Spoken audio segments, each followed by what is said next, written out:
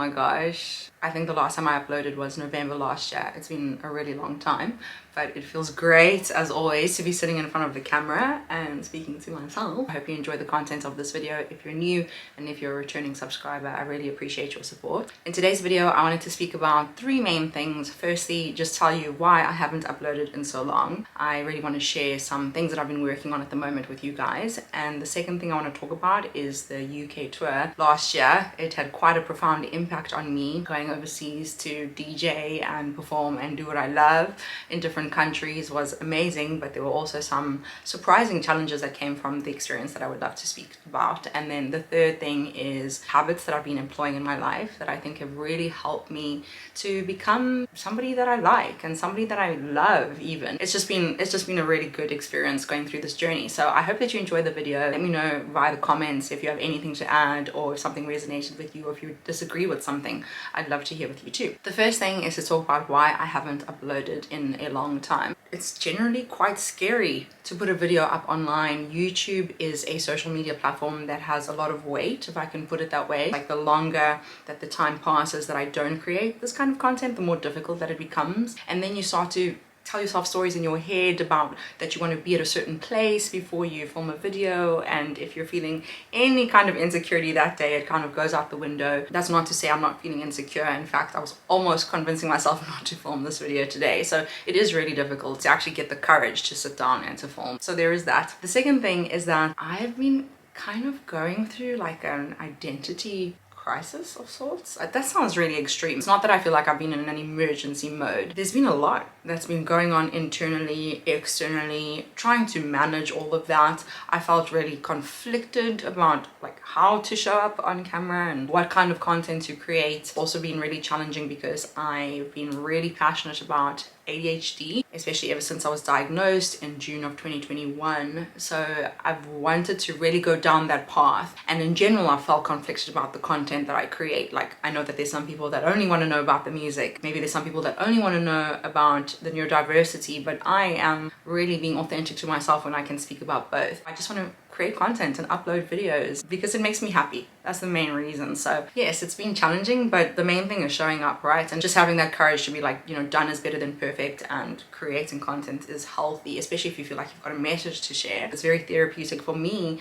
but then some of you will come up to me at events or reach out online and tell me about how helpful you found these videos, and that really makes it all worth it. So hopefully there's something that I share in this video that helps you to not be afraid to step out of your comfort zone. And if there is something that you do want to share, instead of trying to figure out what the right platform is or what the right words are, to just get it out there, because I promise you 90% of the time people are not looking for those particulars that you care about, but are just looking for value, for relatability, for entertainment. And I'm sure that you can see that from the people that you enjoy online. A lot of people are becoming more open to this kind of imperfect content. We're getting a little bit tired of seeing people just cutting out a lot of the reality to put across a message of having a perfect life. Like, we've migrated past that stage with social media. So don't be afraid. Just put yourself out there. It takes courage. It takes being in a certain frame of mind. And if you're not in that frame of mind, being bold enough to shift your frame of mind and take responsibility for your thoughts and your feelings. And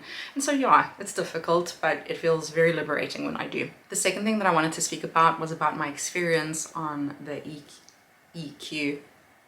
on the UK EU tour that I went on last year from June to September. So it was European summer and really amazing. Like, I just want to preface this by saying that it was such a wonderful time. I met wonderful people. I strengthened relationships with people I really care about. And from a musical perspective, I learned so much. But I think that I was actually going through my own kind of inner winter, or my own kind of dark night of the soul. So it was really challenging to be so inward focused and yet have to be on stage and socializing and things like this. And I think I was less attuned to my energy levels in general. Like, I've started to become a lot more attentive to what my body needs and what my soul is really asking for, rather than just always overextending myself. It was really difficult from a personal perspective, but then also difficult musically. I think I faced the dog from next door saying hello. I think I faced imposter syndrome for the first time in a very serious way last year.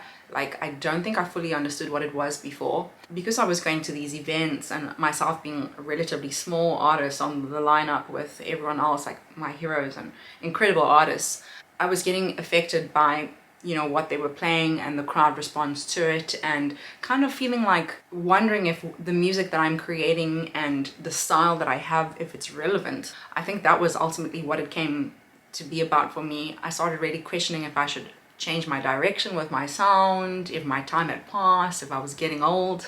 And so, I mean, it's obviously crazy because music does transcend those barriers in a sense, but I think as well as a female, we have fewer examples of females who are a little bit older who are still in the game. There are those examples for sure, but there's just much fewer than men, and that can be as a result of the fact that, you know, some time ago it was much more difficult than it is right now, thankfully, for women to get involved. So obviously what we're seeing in the scene is a bit different than it might look, let's say, 30 years from now, since we have a lot more openness towards diversity in the scene, which is amazing. So that's definitely a factor, but I think it just does play on our minds a little bit more as a female. Like, age in general feels a bit more like a factor. You know, I don't know if it's about like looks fading or just like appeal. I don't know what it is really, but it's just something psychological maybe.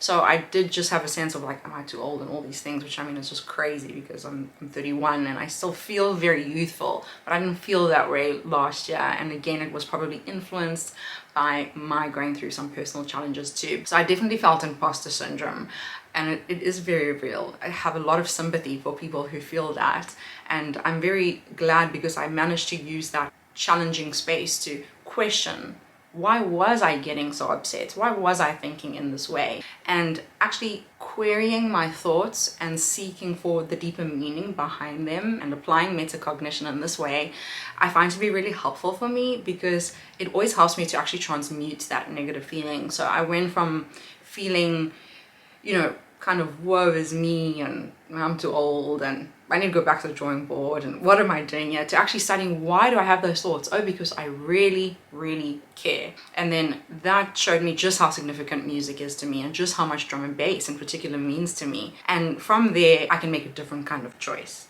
I can change the questions I ask myself, I can change the stories I tell myself, and I can put action in place. If I want to be, you know, on the same level technically to these people that I look up to, what step can I take today to get there? I had not been focusing on music production as much as I should have. I had probably not been working on my sets as much as I should have. Sometimes we need to look in the mirror and take a little bit of an honest look at ourselves, and I did, and it wasn't pretty, but it paid off, I think, because I would say that now in general I feel a lot more of like a healthy relationship with music. I'm less focused on vanity metrics when it comes to social media, and I'm much more concerned with just believing that I do have something special, something unique. Like, I'm going to focus on that because that's the only thing that I can do well, is just make music that I would like to play and just have faith that the people who are giving me compliments and the people who are following my pages or listening to my music, buying my music, whatever it is, that they know what's up. It was really important for me to go through that experience. I'm feeling just a lot more comfortable in general.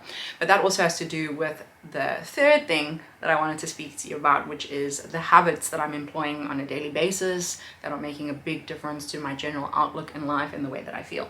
The first thing that I want to speak about is morning routine. The morning is the most important time of the day because it really sets the tone for the way that you'll spend the rest of your day. And I've really noticed the difference when I kind of like get out of bed and go straight into a meeting or start working, maybe because I woke up too late or set a meeting too early, versus when I make sure that I'm up a couple of hours before I need to show up for work and I'm investing in myself. You know, I'm tapping in with my own inner being. I'm checking where I'm at. I'm making sure that I'm consuming the right kind of content, not looking at my phone for the first few hours after I wake up, kicking off my day with prayer and affirmations or intention setting. Just really trying to put my mind in a positive space because my mind is the only thing I really have. Even if you look at everything around you in the room, the way that you are perceiving it is with your mind. It really is the only tool that we can work on. And in fact, if you're trying to go for a particular kind of goal or trying to create something in your life, the main activities you have to do is on getting your mindset right. So that's why I think the morning routine is so important.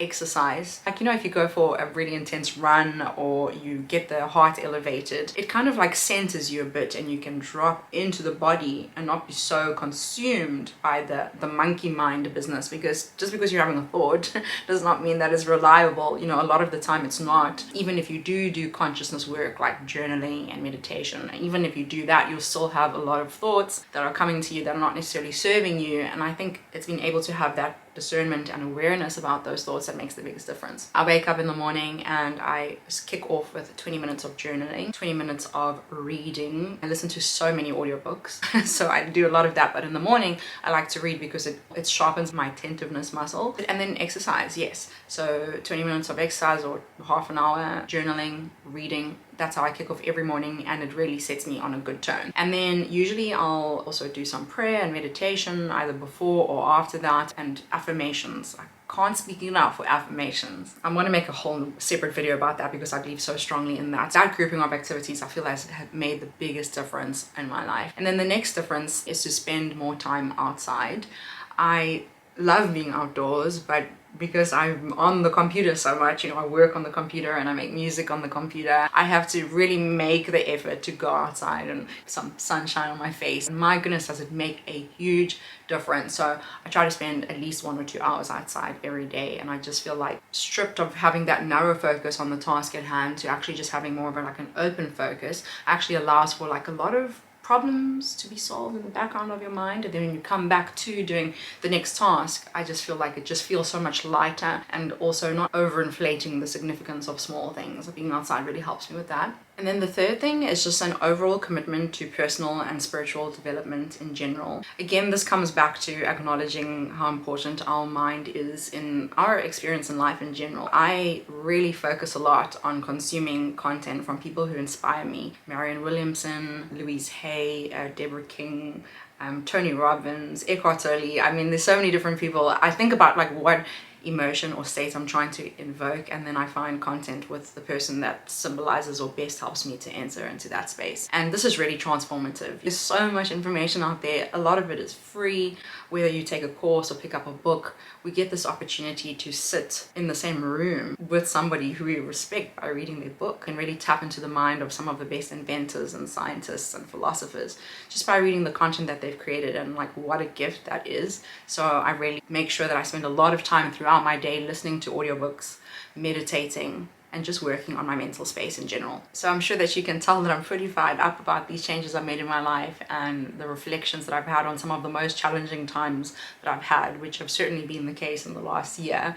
But I really think that it's important for us to reflect on what we're trying to achieve, and then to assess periodically on how things are going, and then especially to be mindful about how our mindset is geared to facilitating that. There's definitely a fine balance to getting all of the elements in our lives together, but we have a lot of say, and we're able to actually change a lot of things in our lives if we don't like them, and that's a very liberating, empowering feeling. So even though there's been a lot of good progress, there's still a lot of things that I'd like to improve. For example, my diet. Like, I've definitely become much more aware of how significant my diet is on my mental health and on a lot of other things, and I really need to make those steps to change it and make it even better. Yeah, there's a lot of nice food and it's hard to resist sometimes, but that's a major thing. And then the second thing is like an aspect of service. I really miss those times in my life where I was dedicating several hours a week to just giving my time to contributing to society at large. It feels so good. I feel like doing service is a rent that you pay for being here on the planet, but except it's a rent in which you receive a lot from it too. It's a wonderful feeling. So I feel like giving financially is one thing, but giving your time is something else, and I want to get back into that. And speaking of financials, that's the third area that I need to work on, which is just spending frivolously, I guess. You know, just like buying things for comfort and making sure that I've got this and that. I have this ring light, but I want another ring light too, and it's just like, it's a bit excessive. I'm not someone in general that shops a lot for clothes, but I actually think I end up spending quite a bit on technology, on subscriptions, courses, and things like that, which is cool, but is it necessary? No. A lot of room for improvement, but definitely a lot of growth that I can acknowledge too. And it is important to stop and acknowledge your progress, because you've come this far. I mean, my goodness, we made it through the pandemic. Anything is possible. If you enjoyed this, please subscribe, and I look forward to the next video.